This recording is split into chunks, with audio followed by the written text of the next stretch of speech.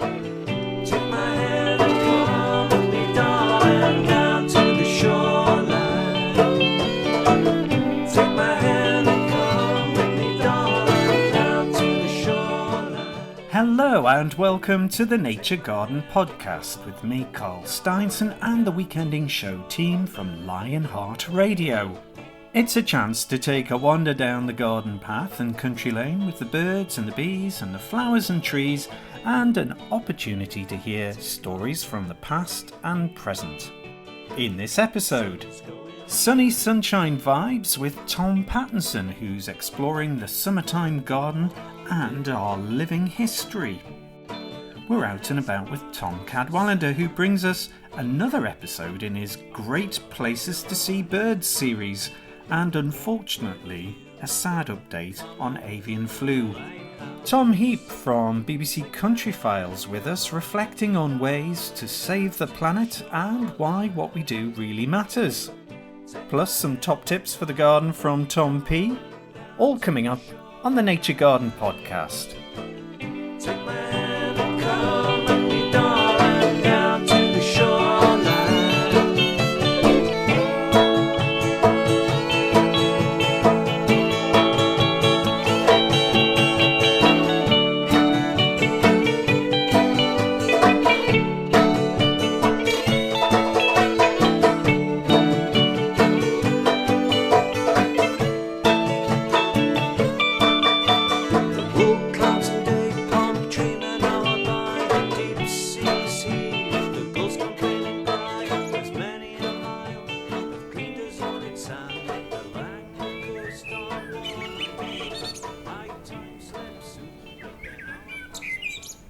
Tom Pattinson is up with the larks this week, smelling the roses and exploring our living history in the garden.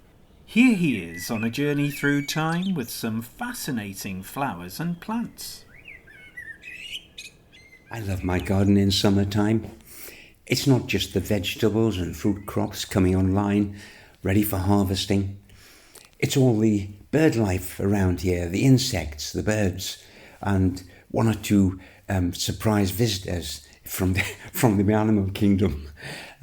We set out to do this, to share it with wildlife and still gain from crops ourselves. But it's also the flowers. They're full of interest, for goodness sake. And there's fragrance early in the morning. My favourite time is getting up early in the morning, walking around the garden and just inspecting everything, seeing what's happened, what's germinated from yesterday, anything needs tying up, etc. And in the evening, 10 or 11 o'clock at night, it's still almost daylight. And on the evening air, the fragrance from the roses and several other herbaceous plants, it just wafts across. It's heavenly, really is. But there's also interest from living history, I call it. Plants that are here not through chance, but because I chose to put them here to remind me how long people have been growing plants and gardening. Some of them are hidden. You have to look for them. But when you see them suddenly there, wow. A typical example is we have a long mixed border and run on the just opposite it is a privet hedge. There's a lawned pathway about 2 meters wide leading along between them. At the end, obscured until you get there, there's a bed with a few plants in. And one of my favourites is flowering at the moment. It's called Isotis tinctoria. It's ancient woad. It stands about 1 metre tall, grey-green leaves, and a large corymb of a flat plate of tiny, tiny yellow flowers. And insects love it, of course, and I love the sight of that. Ancient Britons grew it. They extracted from those leaves the blue dye, which they wore on their face when they prepared for war. It's living history. It came as a gift years ago. I haven't bought a single plant since. It simply self-seeds. The seeds spread around the plant and they grow year on year. I know people coming in from outside might say, oh, that's an interesting weed, but it's not a weed to me. Once you hear the story behind it, wow, someone's hooked. Standing next to that is a very old Alba rose, white of course, and it's the thorny stems, and it's the old sort of cottage gardeny rose plant. It's blooming at the moment. Those blooms are about the size of a large biscuit, and they're white tinged pink. And strange thing, they have their face up towards the sky mainly, which means they collect water. Yet they've been around so long, they just rub that off. I just give them a flick and the water goes, and they've got a lovely, delicate fragrance about them. This Alba rose is called the Crusader rose, and there's a lovely story behind that, which is true. A friend of mine had relatives who had inherited a medieval moated manor house in Nottingham. He went to visit them, came back, smile on his face, and handed me 2 stem cuttings of this rose. This is some years ago. And he said they'd been looking in the deeds, and in the deeds was listed a Crusader rose, which had been brought over from the Crusades by the original owner from the Holy Land and listed in the deeds of the house within a walled garden. He'd searched amongst the rubble and found some stem cuttings. It grew for him, they grew for me. I still propagate from it. But this plant was actually growing, its great-great-great-great-great-great grandparents were growing in the Holy Land. And this Crusader saw the beauty and decided to bring it back here. Things like this, living history. You look at the rose, oh, another rose, that's the strangest point of view. When they hear the background, the authenticity of it, wow. I just love looking at it and imagining what it has seen in its life, going back generations.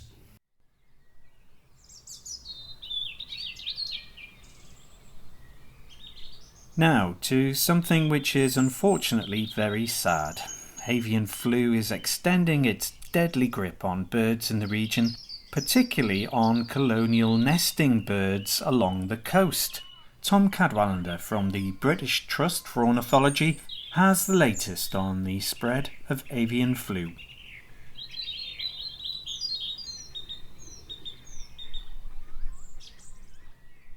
I'm sure many of us by now have come across or heard about the numbers of seabirds coming ashore on the east coast of Britain, and for ourselves here in Northumberland, coming ashore on the Northumberland coast, it's quite distressing.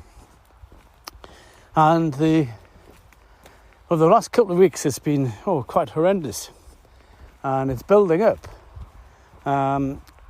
Earlier, it was mainly gannets coming ashore, and as you'll remember, gannets don't breed on the Northumberland coast, and gannets are the biggest seabird that we have generally on our bit of the coastline. They've got about a 4-foot wingspan, and the adults are largely white with black wingtips, but they have this kind of yellowy cast to the head, and they are quite spectacular. They'll hunt in flocks, and they'll plunge dive out at sea, and it's just incredible to see them. They've got these long, sharp beaks to catch fish with.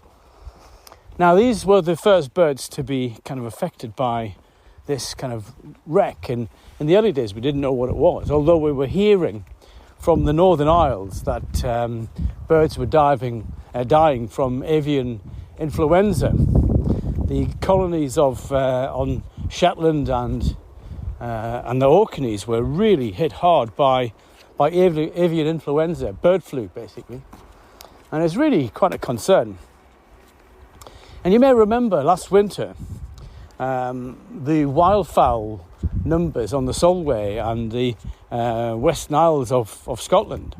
The geese populations, the barnacle geese, that winter there were really hit very hard by avian influenza, bird flu.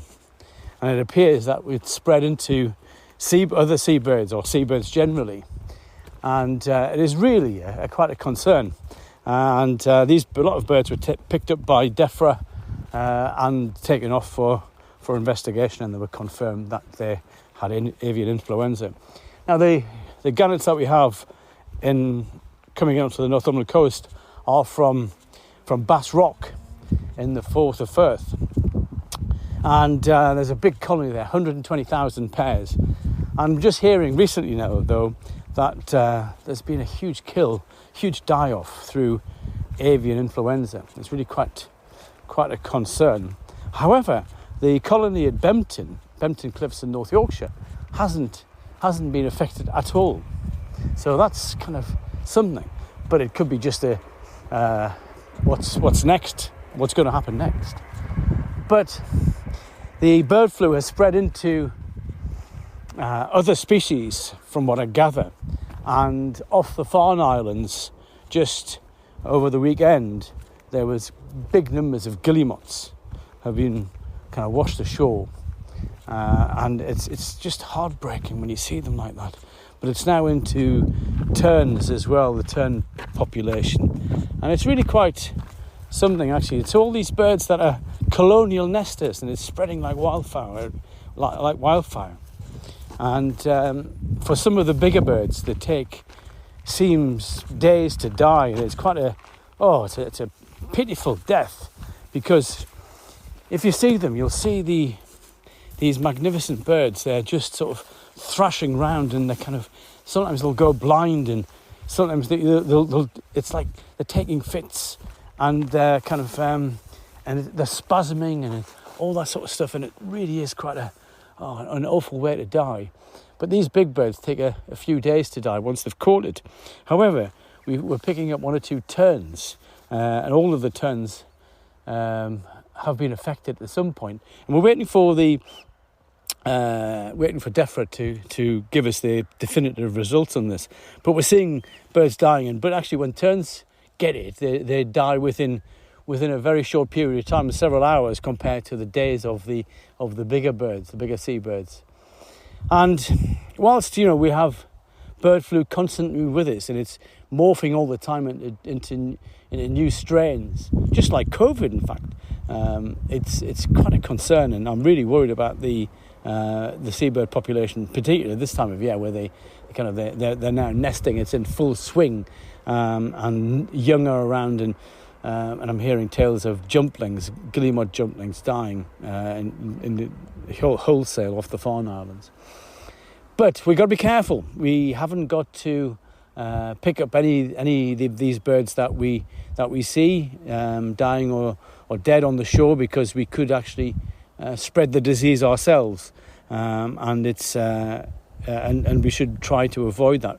On the islands, I go across the Coquet Island to carry out ringing of roseate terns there, and we're carrying out quite stringent biosecurity techniques and methods. We're making sure our boots are when we land on the island, on the jetty, we're making sure our boots are completely decontaminated, and as we go around, we're using hand sanitizer, disinfectant on our gloves as we were sort of working through the colonies. So we're trying to do our best to reduce the impact and try and not spread the thing. But it is spreading. There's no two ways about that.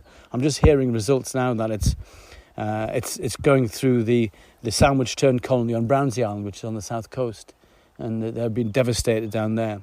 And there's a Dutch colony of sandwich terns. They've lost something like 1,400 birds from that colony already. And it's a real kind of worry, and it's a concern, and you think, goodness me. There is a glimmer of hope, which I have, and that is that the seabirds that we have, the fairly long-lived birds, and the populations are fairly robust. So if they can take a year, perhaps 2 years out of their breeding cycles without having too much of an impact on the overall kind of population of the species. So that's something. But I'm just really concerned that it's just the tip of the iceberg, and I really am worried about the whole thing. And I'm sorry to have to report it, but it's best shared, and it's just awful. So I'm sorry to report that. I'm Tom Heap from Countryfile, and you're listening to the Nature Garden podcast. Tom Pattinson's enjoying the sunshine gardening and doing a bit of time travelling this week. Here's Tom with some of the amazing stories behind some of the residents of his garden. Continuing the plants being living history theme, I have one or two more might be of interest to you. There's a plant over in the garden called Borago officinalis. It's the herb borage. It gets to about 1 metre high. It's an annual. It self-sows all over the garden, so there's no need to buy a packet of seeds year on year. It has rough, hairy leaves, and when you rub those leaves, there is a strong fragrance of cucumber. Now, to the best of my knowledge, the plant is not related to in the cucumber family at all, but there's a fragrance of cucumber nevertheless. But it's the flowers which really attract. They're about the size of a 5-penny piece. They're beautiful blue and they have black stamens.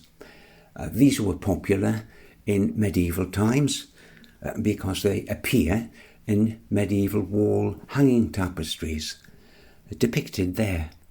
Also, the story goes that before a crusader left for the Holy Land, he would have a drink of wine, and floating on the surface of that wine were these flowers of borage.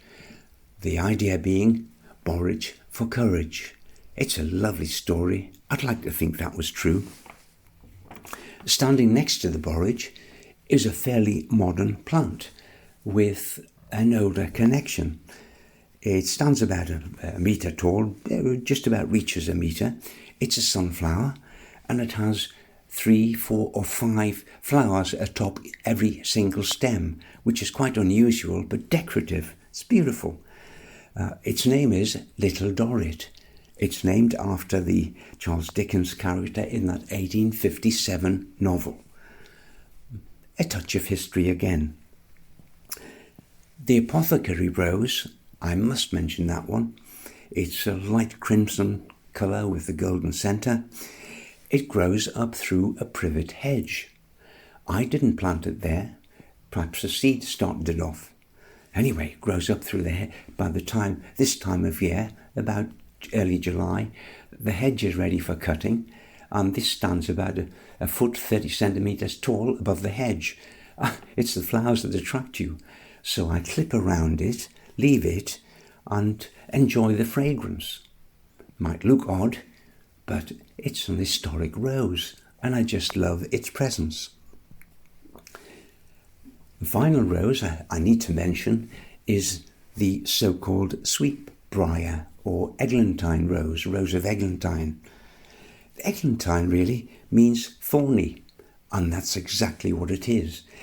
It doesn't have any significant flowers, just single flowers, but the thorns are quite something else. If you're going to buy it or plant it at all, it's easily raised from hardwood stem cuttings in the autumn. Put it in the middle of a border, not near the edge, and you'll be safe. But if a burglary is a concern and there's a low window in the house, plant it outside that window. And I can't see any burglar trying to gain access through that route. The thing I love about this plant, the rose of eglantine, or Rosa rubiginosa, to give it its correct name, that's the species, rubiginosa, is if you rub those leaves, there's a fragrance of ripe apples. Absolutely brilliant. So when I'm passing, I carefully rub some of the young leaves between finger and thumb, and there's that apple fragrance. Now I'm going to end this on an apple, because there's one particular heritage apple which I think deserves a place in the garden. It's a cooking variety, culinary, and it was around in the early 17th century, early 1600s, and it was called Flower of Kent. There was a young man studying in London in 1665 during the outbreak of plague, and he decided to head north to be safer. Grantham, Lincolnshire, I believe he came to, and he was sitting under an apple tree in the garden one day, and an apple fell on his head. His name was Isaac Newton, and you can guess Flower of Kent had a name change, and it's available today as the Isaac Newton apple. His formulation of thoughts on gravity were helped along by that apple falling on his head, we understand. Living history. Brilliant when you've got a few plants such as those, and you can surprise visitors by saying, "Do you know this plant? Well, let me tell you." You're listening to the Weekending Show on Lionheart Radio, 107.3 FM and lionheartradio.com. Around the summer solstice, I had the privilege of attending the What a Wonderful World Festival in Alnwick, Northumberland. It aims to raise awareness of climate change effects and biodiversity loss, and to inspire us to make a difference. Tom Heap from BBC Countryfile was one of the star speakers, and I managed to catch up with him at the Alnwick Playhouse. And I asked him if this was his first time in Alnwick. Yeah, well, it's great to be here. It's not my first time. It's always good to come here. And this theatre and playhouse is just extraordinary. It's beautiful. They've done a great job here. It was really interesting hearing the staff talking about the changes they've made to be moving towards carbon zero. Okay. And this is a conversation we're hearing more and more. But listening to the conversation tonight, I had some questions written out for you, but I kind of changed them. Okay, go for whatever you want. Well, I'm going to ask the obvious one first of all, which has got nothing to do with the conversation, which is, what's it like being on Countryfile? It's great. It's a really good programme to work on because you get to meet interesting, passionate people in beautiful places. Really, what's not to like? And if you're someone like me who's always enjoyed the filmmaking part of media as well, you put those things together and it's a dream job. I mean, I've been to Northumberland quite a few times for Countryfile, but earlier this week I was inside a couple of nuclear power stations. So you might say, what am I doing there for Countryfile? But it's obviously about renewable energy and what we're going low carbon energy and what we're going to do with the waste. So it was an extraordinary environment to get into. So you can be in there, one day, and next week I'm going to be doing stuff about Ukrainian fruit pickers. So, such variety. It's great. Real privilege. And that's just one strand to your work, because I know you do Cost in the Earth, and there's also the podcast. Yeah. And you mentioned the book tonight. Tell us a little bit more about the book. Some people wouldn't have heard about that. So there has been a podcast and radio series on Radio 4 called 39 Ways to Save the Planet, which is a book about climate solutions. Not so much what you can do in your own lives, but interesting stories about the kind of heroes who are coming up with solutions. And these people might be farmers, they might be foresters, they might be engineers, they might be inventors, they might be teachers, they might be architects, they might be lawyers, and yes, even some of them are, the likes of economists, because there's so many walks of life where people are coming up with interesting and effective solutions to climate change, and we need to get behind some of those and really expand them, as well as looking at some of the newer solutions as well. So I hope it's an upbeat book in the sense that it's saying, look, there's some really exciting things going on out there, and if you knew about them, you'd think this is doable. Yes, it does involve some change to our economy, and yes, probably to our private lives as well, but it ain't going back to the Stone Age. That old trite criticism is utter nonsense. We can do this stuff whilst maintaining a society and economy that looks pretty recognisable to what we have today. We've just got to stop burning so much stuff. You think it's an exciting opportunity? Yeah, definitely. And that's the main thing. It's trying to find a narrative that this is the most exciting journey and story of our time. We're all involved. There are heroes and villains. The jeopardy couldn't be higher. It's a cliffhanger. As journalists like you or I, what's not to like in that? You mentioned one thing just in the presentation you gave, which was about refrigeration gases. Now, that's something where we're thinking, we're doing a great job with our fridges these days, but there's a bit more to those gases in terms of the global picture than meets the eye. Yeah, it's because this is so poorly known, it's quite difficult to sort of concertina it, but I'll do my best. Basically, the gases that are in your fridge walls and in that pump that you sometimes hear and runs around the back, over the last 40 years, the chemistry of those has changed. But all of those gases are terrible in terms of global warming if they escape. And some of them are absolutely disastrous, so much so they can be 10,000 times more potent than carbon dioxide as a greenhouse gas. That means a really small amount of it can be the same as driving around the world for a year. You know, these are really the weapons of mass destruction of climate change. Now, most of those terrible ones are in the global south. They're not so much here. But they need, there are teams trying to track them down and make them safe, because it's possible to do. But likewise, there are canisters of this stuff rotting and cracking in dumps and waste tips around the world, and that is one of these really unknown or lesser known, I should say, solutions. And although our own refrigerants aren't as bad as that, it does mean that you should be really careful when you're disposing of your own fridge, air conditioner, anything like that it's done responsibly.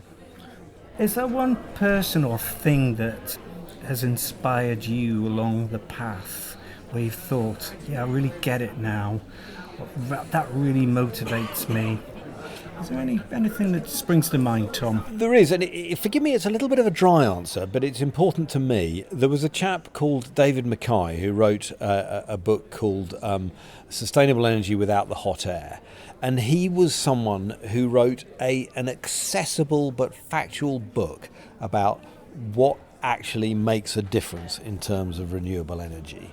He was a Cambridge physicist, and he was very good at sort of cutting beyond the adjectives. And a lot of what he said, some of it wasn't popular with government, some of it wasn't popular with campaigners either, because it was kind of undermining with pure facts and figures some of their sort of, sacred beliefs, if you like. So I took a lot of inspiration from him, both in the fact that he was so factual, but he went out of his way to try and present these in an entertaining, accessible way.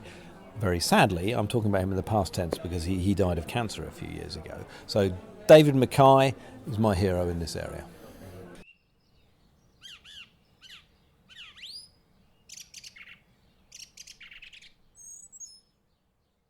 Oh, and Tom's inspiring book, 39 Ways to Save the Planet, is available online, and you can find out more about the festival, What a Wonderful World, on the website. Just look for www.org/festival, and you'll probably find it. Have a search for What a Wonderful World, and you'll find the festival details. Tom Cadwallender's continuing his series on great places to watch our feathered friends, and this week he's out and about on the beautiful moorlands of southwest Northumberland. As you'll know from my previous podcasts, that I love being by the seaside. I love bird watching by the seaside. I love coastal birds. I love seabirds, and that's my great passion. It's great. And there's so much to see, and it's constantly changing. However, when it comes to the summer, and I have mentioned in previous casts that I do like to stray inland occasionally. And getting into the hills is something else, and I've talked about sort of the Cheviot and so forth. But there is another place I like to go to during this time of year, and that's to the southwest of Northumberland. It's a long way from where I live, because I live quite close to the sea, but it's worth it, because I'll set off in early morning and get into the southwest through Allendale and Catton and Allen Heads, eventually Cinderhope and Ninebanks and places like that. And what I'm looking for moorland birds. I'm looking for red grouse. Red grouse, we know of red grouse because they're quite infamous. They're quite they're managed to be shot. But actually, you get into the moorlands and you'll see lots of red grouse. Grouse are quite dumpy birds, and the males have got this real russety red plumage, and the females are slightly more browner. But they've got these fabulous eyebrows, red eyebrows, and they're brilliant actually when you see them. They just stand out. We're looking for red grouse, but we're also looking for black grouse. Now, black grouse are close relatives of the reds ones, but as the name suggests, they're black, and they have these fabulous leks where they'll strut their stuff, and the males will go and display, and there could be up to sort of 10 to a dozen of these males displaying in front of the females, trying to persuade them they are the smartest, they are the cutest, and all that sort of stuff to get mated and so forth. So the males are all generally black or bluey black if you get them in the right light, and they've got this red again on the eyes, but they've got these white undertail coverts. But the females are called grey hens, and the name suggests that they are kind of grey compared to the males who are black. But they're quite stunning all the same. But the black grouse are much more kind of uncommon than the red grouse, and you've got to sort of look out for them. You'll see them sort of wandering in the high hills and on the moorland, and sometimes they'll get into the trees. So they're the two kind of interesting ones. But also on the moors, on the high ground, we see breeding waders, redshanks, coastal birds, familiar coastal birds, redshanks, the red legs and so forth, and they've got this great sort of call they have. They breed on the moors, as do oyster catchers, the birds with the big orange beaks, the black and white ones with the big orange beaks. They'll breed on the moors. But interestingly, we got a good chance to see snipe. Now, snipe are really hard to see generally because they like to be in the marshes, and they will they're brown, cryptically plumage, but they've got very long bills compared to the sizes of their heads. And they have this wonderful technique of drumming where they'll vibrate their outer tail feathers. They'll make this sort of, that's not very good impersonation, by the way, sorry about that, but they'll make this vibration noise, and it's fabulous really when you see it. It's best early morning or at dusk. You can pick these ones out. But on the moors we also see golden plover. Golden plover are fabulous. In their breeding plumage, they really live up to their names. Their backs are just golden coloured, and in breeding plumage they have this black belly right down through between their legs, and it really contrasts with the gold and a bit of white on the face. They really are absolutely splendid, and so they can be strutting their stuff as well. And you get onto these birds by listening to them, hearing them, and the golden plover call is sweep. It's almost like a hole in a Wellington, and it's like the air rushing out the hole in a Wellington when you're walking. It has a noise just like that. But they're some of the special birds. But also you get into the wooded valleys, and you're going to see species like pied flycatchers. Pied flycatchers are black and white birds, and they're quite small, and they'll sit upright, and they'll fly from their branches, and as the name suggests, they will catch insects, catch flies. We also see redstarts, and male redstarts are fantastic. They have a black underparts and a browny back, but they've got a russet red tail. And these birds are kind of the size of a dunnock, for example, and they're really quite good to pick up. But also there's a chance you'll pick up a wood warbler in these sort of well-wooded valleys. Wood warblers are very much like willow warblers. They're phylloscopus warblers. They have quite a distinctive song, but where the willow warbler has kind of yellowy underparts right through, a wood warbler only has yellow coming down to his breast, so they're quite different from a willow warbler. But you perhaps need to get your eye in to be sure that's what you see. So yes, we've got those as well. But you get out to the big reservoir, Derwent Reservoir. There's ospreys down there as well as on Kielder. Great, they're great to see. Actually, they're thriving there. But the thing you do though is on these sort of clear feld areas or areas of forestry which are going through their regeneration. They're being clear felled, then they're replanted. If you go at dusk time, and you're going to be looking out for nightjars. Nightjars are real creatures of the night, as the name suggests, sometimes called frogmouths. And they have this chirring sort of noise they make, and you listen, and they're coming out at night, and they're feeding on large moths. But they're quite uncommon species, but you've got to be in the right habitat. But if you get in the right sort of habitat where there's forestry and a bit of upland, there's a good chance of getting them. And whilst you're there, there's a very good chance you'll pick up woodcock, which are sort of big relative of the common snipe, really quite round. And they fly along the rides of the forestry plantations along roads and things, and they have this kind of tick, tick, tick, tick, tick sort of noise as they fly through, and it's known as roding. So, yeah, there's something else. So you're never at a loss. And also, while you're out there, it's a good time for owls, particularly long-eared owls. Have a different sort of noise about them, so it's great.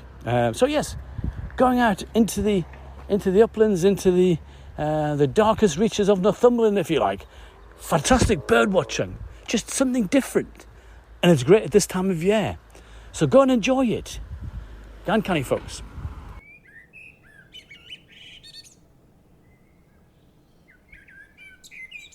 And so, to the sound of War Blackbird, here's Tom with some things to be getting on with in the garden this week.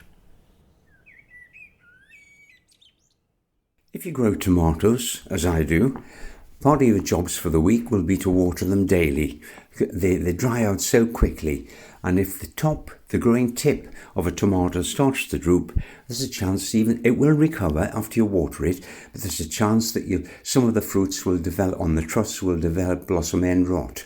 This is simply a collapsing of the cells which spreads and keeps on spreading through that single fruit. Simply remove that fruit and the rest are edible, of course. Don't forget that water is absorbed through the roots, but also through the leaves of tomatoes. So foliar feeds can be used, or just watering over them. When I'm watering in the compost or the pot, I also spray over the foliage, and they love that. Keeps them healthy. Weekly feeding, by me, generally a liquid feed, but sometimes I alternate between a liquid feed and then a granular or powder feed. But high potash content, that's what we want to help those tomato fruits set to mature. I remove the lower leaves this time of year if they become quite thick and I can't see the fruit. It's so important that a flow of air goes through the greenhouse and in between the tomato plants. If some lower leaves are stopping that, cut them off where they join the main stem, and not to the detriment of the plant, it'll just carry on, but just cut a few away, and it accepts that. I'm also looking at side shoots daily. Those that appear in the leaf joints, don't let them develop. They're just wasting energy which the plant could be putting into the ripening and the production of those fruits. I'm looking at veggies as well out there. Salad crops, you can be picking your leaf lettuce and your radishes and so on, and just keep on picking until they're finished, but that's not the best way to do it. I've just sown some succession crops, and by the time they come up in a couple of weeks, then I can stop picking the old plants and pick the leaves of those. I always do leaf lettuce, not hearting lettuce. Leaf lettuce, cut and come again, best value as far as I'm concerned. Also at the moment, I'm looking out for potato blight. I don't want potato blight to arrive, the disease which you see the foliage of one of the potatoes in a row or in a group start to collapse, goes yellow, and the whole plant can be affected by this. So there's been quite a bit of growth now, 10 to 12 weeks of potato growth. There'll be some good tubers down there, I know, because I'm digging them. But if you see one of them collapse, that's the foliage, the horn, the above surface leaves and stem. Cut it off completely and just harvest them when you're ready, and dispose of that blighted foliage sensibly. Don't put it in your composter. I'm looking at the strawberries and the raspberries as well. They're really online at the moment. I'm picking lots of them. Don't waste them. The strawberries, you can turn into jam, and the raspberries, of course, put them in a bag in the freezer, and you can harvest them from the freezer throughout the winter. Don't lose the excess. Get them used, put to good use. Apples, the June drop is over now. Nature has thinned out the apples, but if you think they're still too close together, remember, far rather have fewer bigger apples than lots of small things which are difficult to handle and sometimes not as tasty. So if there's any extra thinning out to do, get amongst those apples and do the thinning out now. Ornamental borders on my mind as well. There's been a few winds and breezes coming through the garden. Some of them have need tying up, supporting some of the herbaceous perennials, so I'm doing that. I'm deadheading the roses, deadheading anything that's flowering at the moment, just to encourage it to keep on producing more flowers. So I'm cutting back. Things like geranium, the herbaceous geranium that is, it's eased off flowering. So if I chop it back now, down to the base, I'll get a second showing. It'll start growing again. The same thing happens with delphiniums. I have delphiniums, and once they're finished flowering, if you chop them back down to the ground, you might find by the time September arrives, you'll have a second growing, a second flowering. Also, I'm looking at the lawn. I haven't mown the lawn for 3 weeks now. It's got such a lovely covering of pink and white clover, self-heal, and other, some would say weeds. I'm calling them wildflowers. I've done this for a few years now. The bumblebees, different species, are having a whale of a time in there. I've been down on my hands and knees, getting close-up photographs of them. It's just a pleasure to be amongst them. What a buzz it is on the lawn at the moment. In a week or two's time, when a lot of those flowers have died off, I'll mow the lawn again. Whatever you're doing over the coming week, for goodness sake, enjoy your gardening.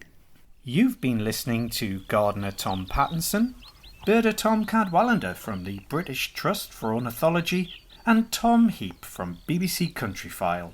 I'm Carl Steinson, and don't forget you can listen back to all the previous reports we've done on the Nature Garden podcast. Enjoy your gardening and time outdoors with nature. Bye for now.